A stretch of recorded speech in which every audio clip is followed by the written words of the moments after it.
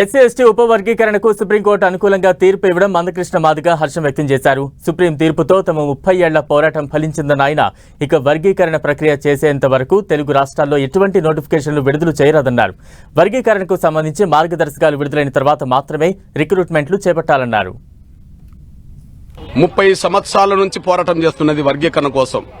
ఈ విజయం కోసమే 30 ఏళ్ల తపనతో కూడిన పోరాటం జరిగింది.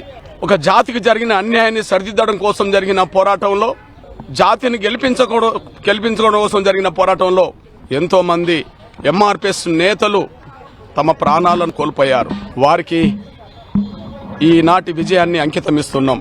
30 ఏళ్లుగా అలుపెరగని పోరాటం చేస్తూ వచ్చిన, కష్టాలు వచ్చినా, బాధలు వచ్చినా, దెబ్బలు తగిలినా, జైలు పాలైనా, నిందలు పడ్డా, ఎన్ని రకాలుగా అవాంతరాలు అడ్డంకులు ఎదురైనా మొక్కవోని దీక్షతో, అకటింత పట్టుదలతో 30 ఏళ్లుగా ఉద్యమాన్ని ముందుకు నడిపించిన ఎంఆర్పీఎస్ మాదిగ బిడ్డలందరికీ ఈ విజయాన్ని అంకితమిస్తున్నాం.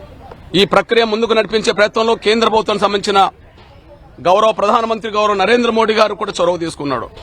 ఆయనకు మేము ప్రత్యేక ధన్యవాదాలు చెప్తున్నాం. అమిత్ షా గారు చొరవ తీసుకున్నాడు, ఆయనకు ధన్యవాదాలు చెప్తున్నాం.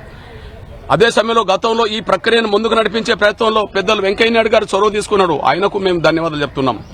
గతంలో చంద్రబాబు నాయుడు గారు ప్రభుత్వం చేసింది, ఆనాడు వర్గీకరణ చేసింది చంద్రబాబు నాయుడు గారే. ఇవాళ తీర్పు వచ్చే సమయానికి మళ్ళా ముఖ్యమంత్రిగా ఆంధ్రప్రదేశ్లో చంద్రబాబు నాయుడు గారే ఉన్నారు. ఆ వర్గీకరణ చేసిన చంద్రబాబు నాయుడు గారికి మేము ప్రత్యేకంగా ధన్యవాదాలు చెప్తున్నాం. ఆయన ఆనాడు వర్గీకరణ చేయకపోతే వేలాది ఉద్యోగాలు గతంలో మాకు వచ్చేది కాదు, విద్యావకాశాలు మాకు వచ్చేది కాదు. ఈ రోజు పోరాటం ముందుకు నడిపించడం వల్ల మన న్యాయం బతికింది అంటే ఆయన తీసుకొచ్చిన చట్టం వల్లనే మళ్ళా న్యాయం బతికినట్టుగా జరిగింది.